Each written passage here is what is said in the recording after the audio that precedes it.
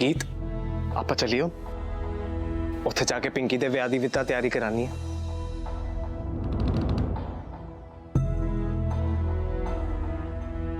मल्हार तुसी दोनों तुर भी पे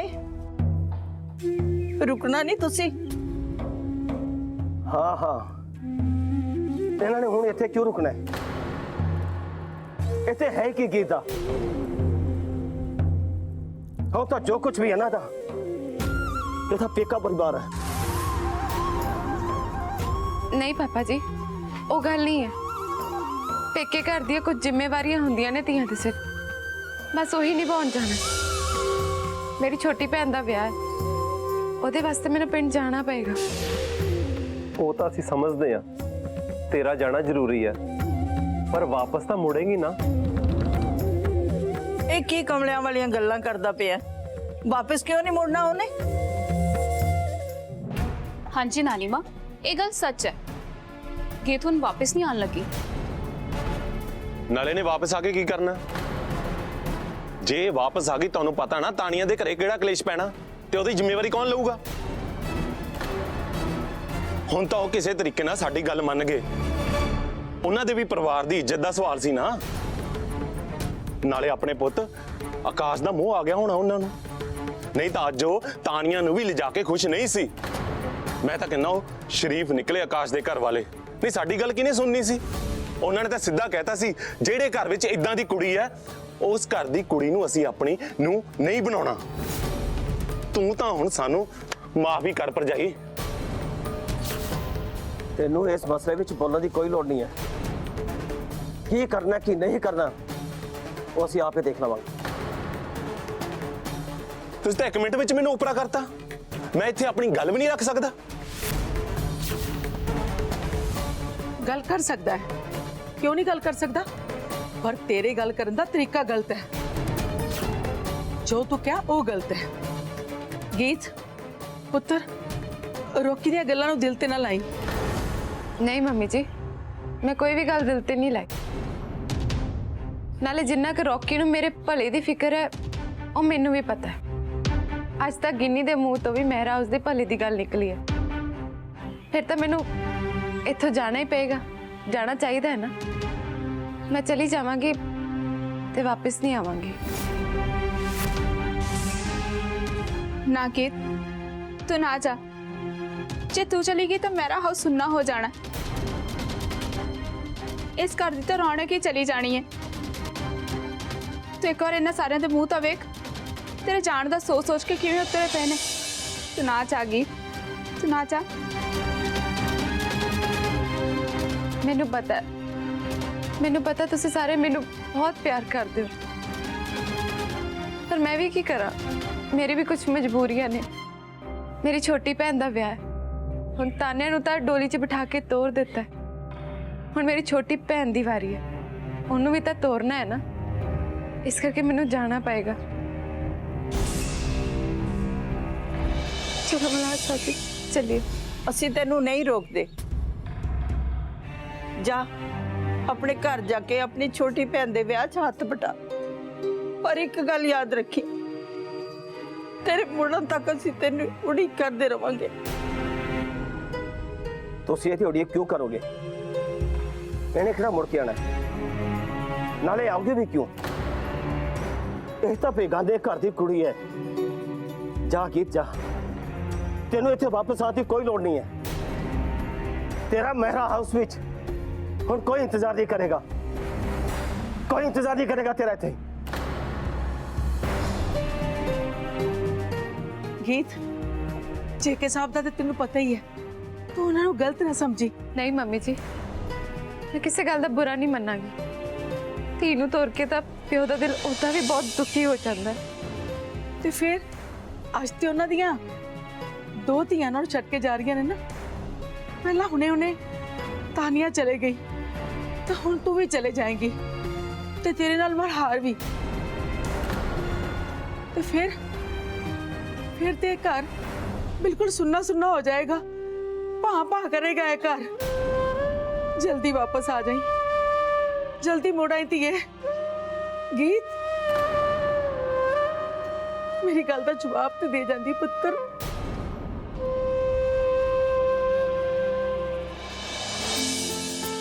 ਚਲੋ ਚਲੋ ਬਸ ਭਾਈ, ਰੱਖ ਦਿਓ ਡੋਲੀ ਹੁਣ ਇੱਥੇ।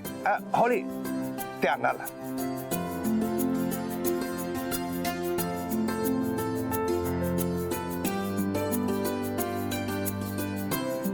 ਚੱਲ ਬੇਟੀ, ਅਸੀਂ ਹੁਣ ਕਾਰ 'ਚ ਜਾਵਾਂਗੇ। ਆ ਜਾ, ਬੈਠ ਜਾ ਕਾਰ 'ਚ, ਤੈਨੂੰ ਤੇਰੇ ਘਰ ਲੈ ਚਲਦੇ ਆ। क्यों है तान्या, चलना नहीं? हाँ चल बेटी, पहला ही बहुत देर हो गई है।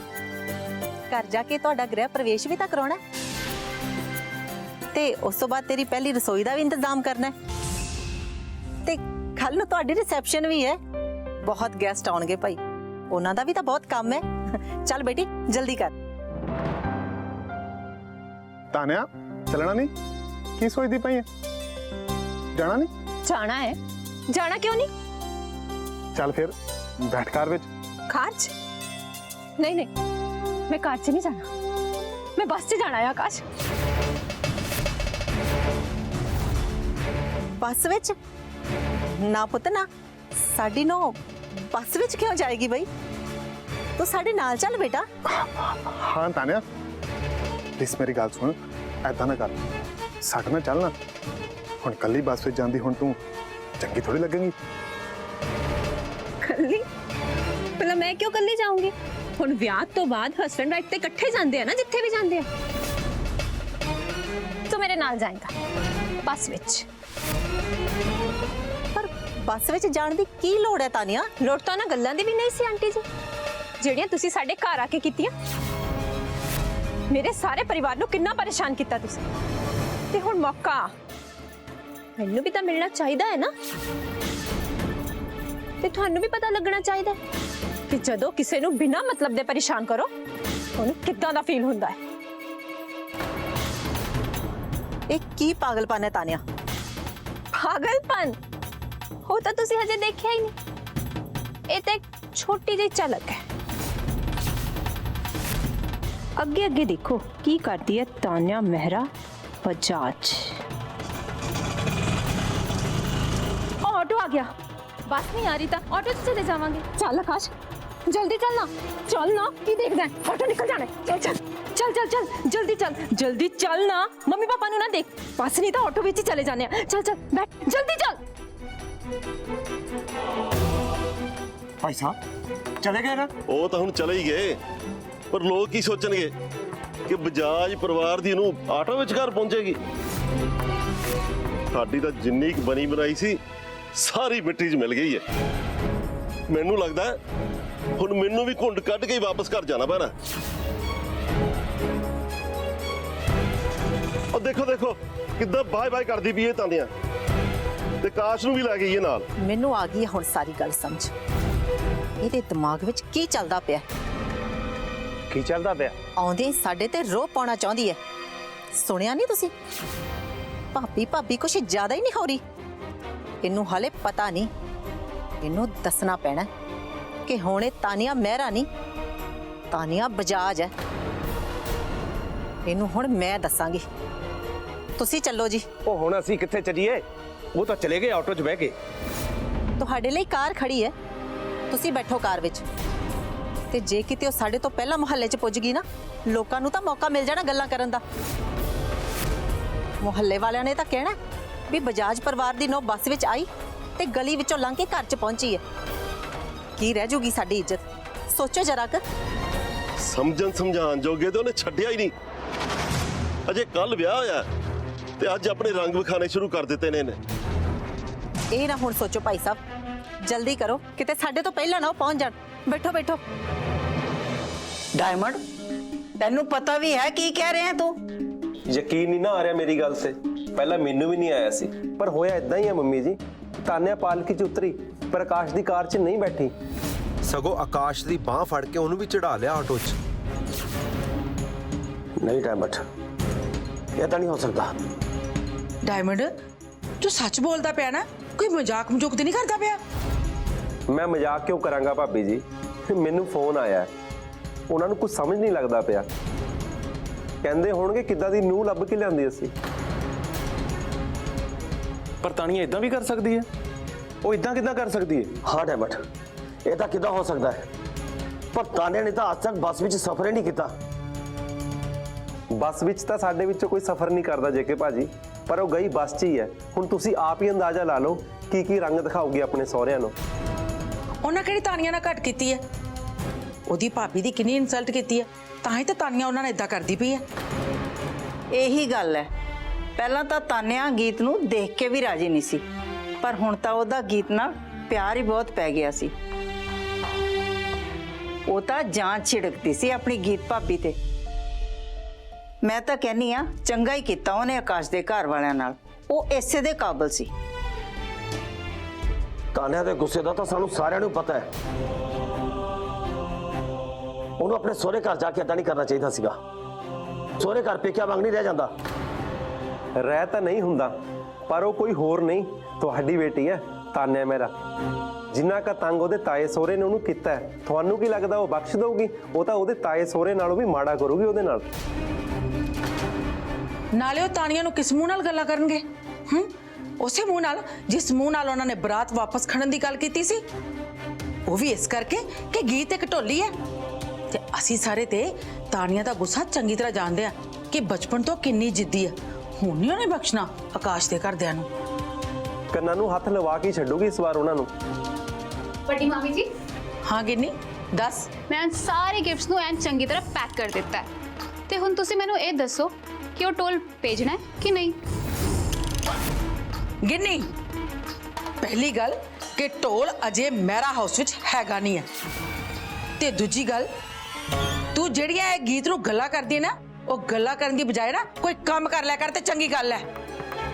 ਮੈਨੂੰ ਕਿਹੜਾ ਕੋਈ ਸ਼ੌਂਕ ਚੜਿਆ ਉਸ ਗੀਤ ਦੀ ਬੁਰਾਈ ਕਰਨ ਦਾ, ਪਰ ਜੋ ਉਹਨੇ ਮੇਰੇ ਮੰਮੀ ਪਾਪਾ ਜੀ ਨਾਲ ਕੀਤਾ ਹੈ ਨਾ, ਉਹਦੇ ਬਾਅਦ ਤੋਂ ਮੈਂ ਬਸ ਬਸ ਗਿੰਨੀ ਬਸ। ਤੇਰੇ ਮੰਮੀ ਪਾਪਾ ਨੇ ਜੋ ਕੀਤਾ ਨਾ, ਉਸ ਤੋਂ ਬਾਅਦ ਤਾਂ ਤੂੰ ਇਸ ਗੱਲ ਦਾ ਸ਼ੁਕਰ ਮਨਾ ਕਿ ਉਹ ਹਜੇ ਤੱਕ ਮੇਰਾ ਹਾਊਸ ਵਿੱਚ ਰਹਿੰਦੇ ਪਏ ਨੇ। ਤੁਹਾਡੀ ਇਹ ਗੱਲ ਵੀ ਸਹੀ ਹੈ ਵੱਡੇ ਮਾਮਾ ਜੀ। ਤੁਹਾਨੂੰ ਤਾਂ ਜਦ ਵੀ ਮੌਕਾ ਮਿਲਦਾ ਹੈ ਤੁਸੀਂ ਸਾਨੂੰ ਇਹ ਗੱਲ ਯਾਦ ਦਿਲਾਉਂਦੇ ਰਹਿੰਦੇ ਹੋ ਕਿ ਅਸੀਂ ਇਸ ਮਹਿਰਾ ਹਾਊਸ ਵਿੱਚ ਤੁਹਾਡੀ ਮਿਹਰਬਾਨੀ ਨਾਲ ਹੀ ਰਹਿੰਦੇ ਹਾਂ। ਜੇ ਇੰਨਾ ਕੀ ਹੈ ਨਾ ਤੇ ਕੱਢ ਦੋ ਸਾਨੂੰ ਇਸ ਮਹਿਰਾ ਹਾਊਸ ਤੋਂ। ਗਿੰਨੀ, ਸਿਆਣੇ ਕਹਿੰਦੇ ਨੇ ਪਹਿਲਾਂ ਤੋਲੋ ਫੇਰ ਬੋਲੋ। ਘੱਟੋ ਘੱਟ ਇਹ ਤਾਂ ਦੇਖ ਲੈ, ਤੇਰੇ ਸਾਹਮਣੇ ਤੇਰਾ ਬੜਾ ਮਾਮਾ ਖੜਾ ਹੈ। ਐਵੇਂ ਜੋ ਮੂੰਹ ਚਾਹੁੰਦਾ ਬੋਲੀ ਜਾਨੀ ਹੈ। ਨਮਸਤੇ ਵੱਡੇ ਸਾਹਿਬ ਜੀ। हाँ सुरजीत, आजा आजा। ਨਮਸਤੇ। ਇੱਥੇ ਕਿਉਂ ਬੈਠੇ ਹੋ ਸੁਰਜੀਤ ਜੀ? ਆਓ ਸੋਫੇ ਤੇ ਬੈਠੋ, ਆ ਜਾਓ ਇੱਥੇ ਬੈਠੋ, ਆ ਜਾਓ।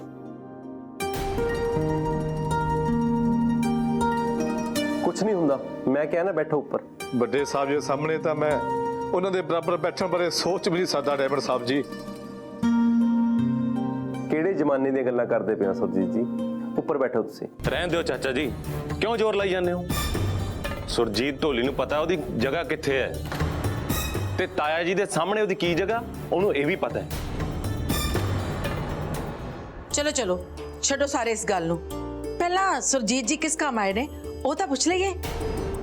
ਹਾਂਜੀ ਵੱਡੇ ਮੈਡਮ ਜੀ, ਮੈਂ ਤਾਂ ਤੁਹਾਡੇ ਸਾਹਮਣੇ ਤੁਹਾਡੇ ਬਰਾਬਰ ਬੈਠ ਹੀ ਨਹੀਂ ਸਕਦਾ। ਮੈਂ ਤਾਂ ਬਸ ਬੇਨਤੀ ਕਰਦਾ ਆਇਆ ਸੀ ਕਿ ਮੇਰੀ ਛੋਟੀ ਧੀ ਦਾ ਵਿਆਹ ਹੈ, ਤੇ ਜੇ ਤੁਸੀਂ ਸਾਰੇ ਉਹਨੂੰ ਆਸ਼ੀਰਵਾਦ ਦੇਣ ਵਾਸਤੇ ਆਉਂਗੇ।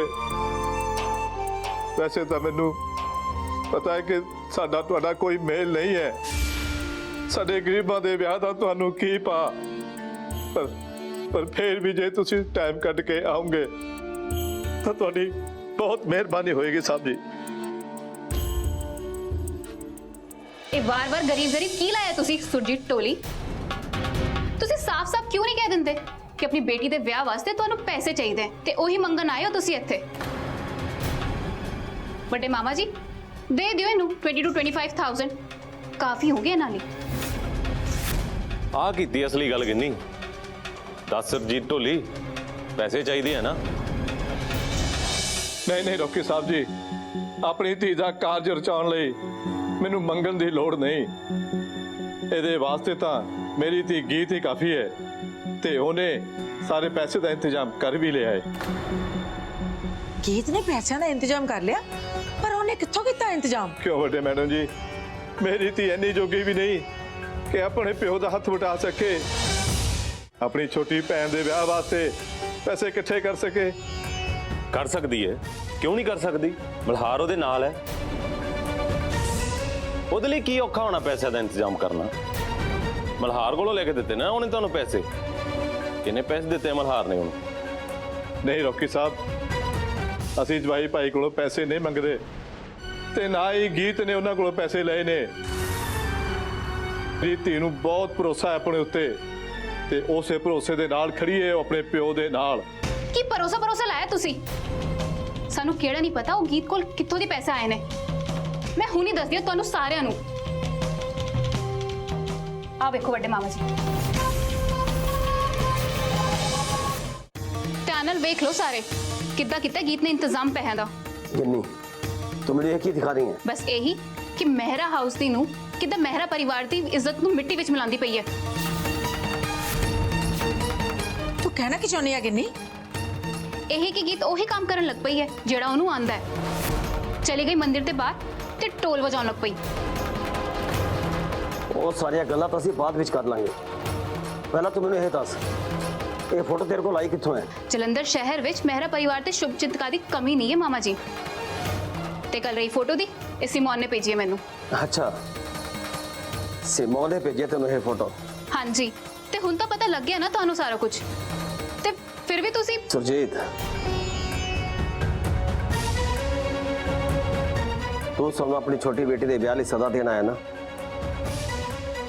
ਅਸੀਂ ਵਿਆਹ ਤੇ ਜ਼ਰੂਰ ਆਵਾਂਗੇ, ਅਸੀਂ ਹਾਜ਼ਰੀ ਆਪਣੀ ਜ਼ਰੂਰ ਲਗਾਵਾਂਗੇ।